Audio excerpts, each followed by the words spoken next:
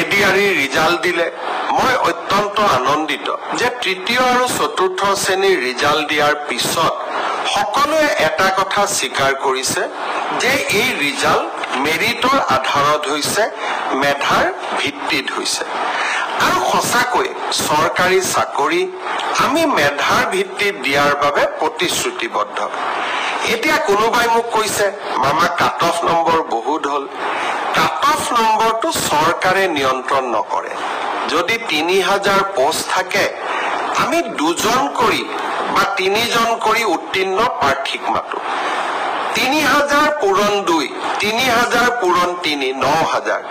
Merit মতে ৯০০০ নম্বৰটো আহি যোৱাৰ লগে লগে ৯০০০ নম্বৰ লাভ কৰা ব্যক্তিজনৰ যিটো নম্বৰ সেইটোৱে কাট অফলৈকে ৰূপান্তৰিত হয়। কাট অফ কোনেও বনাই নিদিয়ে। কাট অফ ছাত্ৰ ছাত্ৰীসকলৰ পৰীক্ষাৰ ফলাফলে নিৰ্ণয় কৰে। কোনোবাই যদি ভাবে যে কাট অফ বেছি হৈছে তাৰ মানে ইয়াকে বুজাব পাৰি যে সঁচাকৈয়ে এইবাৰ পৰীক্ষাৰ ফলাফল যোৱাবাৰতকৈ ভাল হৈছে। অসম পুলিচৰো দ্বিতীয় কাট অফ নোলায়, কিন্তু বছৰটোৰ শেষৰ ফালে আমি আকৌ নতুন অসম পুলিচত খালী হৈ থকা পোষ্টসমূহ আমি এডভাৰটাইজ কৰিম। কোনোবাই যদি পোৱা নাই হতাশ হ'ব নালাগে, দৌৰৰ প্ৰেক্টিচ অব্যাহত ৰাখিব লাগে। এডিআৰি পৰীক্ষাৰ প্ৰসংগতে মই উল্লেখ কৰিব খুজিছো যে এডিআৰিৰ চতুৰ্থ বৰ্গৰ পৰীক্ষাৰ বাবে এতিয়া এটা অৰেল টেষ্ট হ'ব। এই অৰেল টেষ্ট আমি জুন মাহত অনুষ্ঠিত কৰিম। লগে লগে এডিআৰি তৃতীয় বৰ্ষৰ পাছ কৰা ছাত্ৰ ছাত্ৰীসকল বা যুৱক যুৱতীসকলৰ বাবে এটা স্কিল টেষ্ট হ'ব। সেই স্কিল টেষ্টটো আমি অহা জুন মাহত আমি আৰম্ভ কৰিম।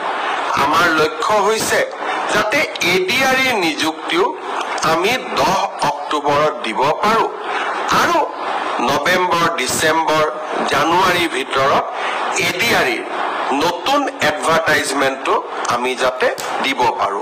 অৰ্থাৎ আমি আমাৰ যুৱক যুৱতীসকলৰ মাজত আশাৰ বন্তি গছি আমি জ্বলাই ৰাখিব খুজিছো।